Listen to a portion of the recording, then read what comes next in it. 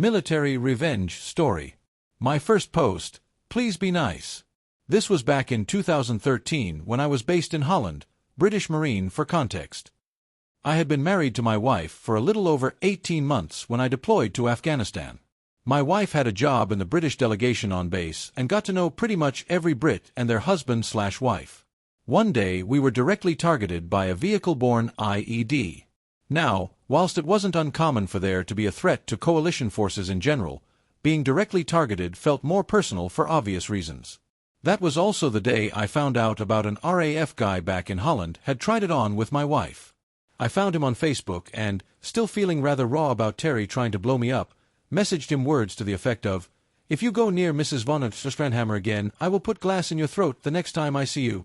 The next day one of my bosses, who was also RAF, messaged me on Facebook to say that this guy has been over to his office and basically tattled on me.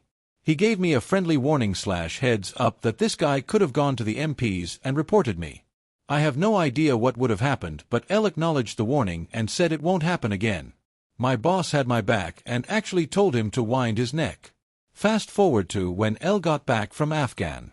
A few days had passed and I was starting to settle into a normal life again. My wife brought it up, after explaining she didn't mention it at the time due to my reaction the first time, that an Army sergeant major had tried to message her via Facebook. He told her she was beautiful and wanted her number. She promptly blocked him. I was pissed off to say the least, but I understand why she kept it until I was back on home soil. The next day I went into our department and spoke to my other boss, an Army captain. I told him what had happened and he said, "Leave it with me." He basically had a chat with him and nothing came of it. I felt deflated and even more pissed off. That was until our senior military officer came into our department. He welcomed me back and asked how my tour was.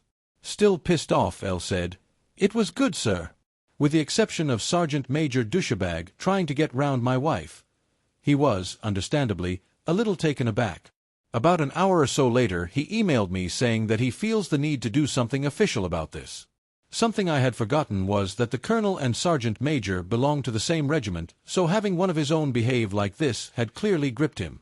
I told him the full story and provided screenshots of what Sergeant Major Douchebag had said to Mrs. von Strandhammer. For this to go official, my wife had to provide a statement. Unfortunately, Mrs. von Strandhammer is very non-confrontational and said she didn't want this to continue.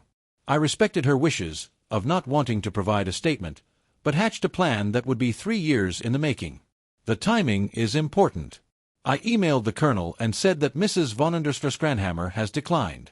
However, I felt the need for some formal recognition, so L asked that Sergeant Major Douchebag write a letter of apology, addressed to both my wife and L, which is to be signed and dated. This was granted and I received said letter 2 days later. It said, "Lance Corporal and Mrs. von Strandhammer. I am writing this letter to you both to apologize for the torment and anxiety that you both must have felt from the messages that you received from my Facebook account. To Mrs. von Strandhammer.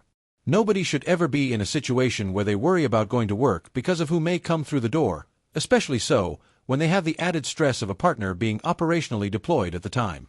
The anguish that you must have felt at this time is immeasurable, and for this, I apologize. To Lance Corporal von Strandhammer. Being operationally deployed is stressful enough without the added stress and worry about family back home. Support from home and loved ones is what carries many people through tough times whilst on tour. For any undue angst caused, I apologize. I regret any hurt and anguish caused by this issue and apologize, wholeheartedly and unreservedly to you both.